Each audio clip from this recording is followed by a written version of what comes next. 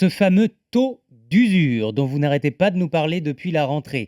Ce taux d'usure augmente très nettement à partir d'aujourd'hui, 1er octobre. Un taux qui augmente et vous allez nous faire croire que c'est une bonne nouvelle. Mais oui, C'est c'est une vrai? bonne nouvelle et oui, parce que je le répète, le taux d'usure, c'est pas le simple taux d'intérêt que va vous proposer la banque. Non, c'est un taux global, tout compris, avec en plus l'assurance de prêt et en plus les frais de dossier. Et ce taux tout compris, c'est aussi et surtout le taux maximal auquel les banques sont autorisées à vous prêter de l'argent.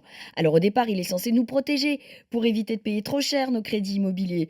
Mais vu le niveau d'inflation et le contexte économique, depuis quelques mois, les banques, elles préfèrent carrément ne plus prêter du tout plutôt que de continuer à perdre de l'argent sur le crédit immobilier. Car justement, ce taux d'usure était beaucoup trop faible, de 57% pour les crédits au-delà de 20 ans. Ça voulait dire que pour que le crédit passe, la banque, elle devait ne pas dépasser 1,80, 1,90% au niveau du taux d'intérêt qu'elle vous proposait. Mais là, donc vous le disiez, Mathieu, youpi, le nouveau taux d'usure pour les 3 prochains mois, il est tombé. Il monte à 3,05. Ça Et donne de la ça, marge. oui, voilà, c'est une bonne nouvelle. Olivier Landrevie, le patron du réseau de courtage CAFPI, nous en donne la mesure. Ça veut dire que les banques vont pouvoir prêter jusqu'à environ 2,40 pour la grande majorité des Français. Donc oui, ça va permettre de débloquer de nombreuses situations de dépassement de taux d'usure qu'on avait pu observer ces dernières semaines. Débloquer les blocages techniques, ça y est, c'est terminé, Marie? Eh non, parce que si le taux d'usure il est fixé pour 3 mois, bah, les taux d'intérêt, eux, ils peuvent augmenter beaucoup plus rapidement. En fait, le taux d'usure, ce n'est qu'une partie de l'équation selon Olivier Landrevie de CAFPI. L'autre moitié de l'équation, ce sont les taux pratiqués par les banques.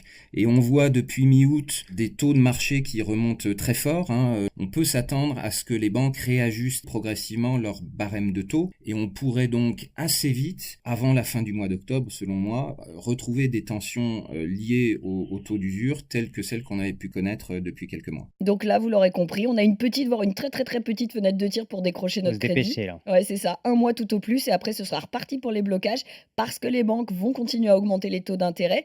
Ils dépasseront d'ici quelques semaines la fameuse barre des 2,40%. Ouais. L'usure à 3,05 sera donc de nouveau un problème, ce qui empêchera bah, évidemment beaucoup de ménages d'avoir un crédit. 2,40, ça veut dire que, bah, les banques, elles vont nous faire payer nos crédits plus cher et c'est comme ça, il y a pas d'autre solution? Bah, on n'a pas vraiment le choix, effectivement, parce que soit vous acceptez de payer votre crédit plus cher, soit vous n'avez pas de crédit du tout. Ouais. Alors oui, c'est vrai que les taux d'intérêt augmentent vite. En gros, on est passé d'1% sur 20 ans Eh oui. en début d'année, là, en janvier, à 2% environ aujourd'hui. Un point d'écart, c'est quand même 10% de capacité d'emprunt en moins. C'est beaucoup, oui, mais rappelez-vous, lorsque l'inflation était au même niveau qu'aujourd'hui, les taux d'intérêt, ils oscillaient autour de 3,5 voire 4%. Donc c'est logique qu'ils augmentent. On est simplement en phase de normalisation, ça va bien se passer, Mathieu.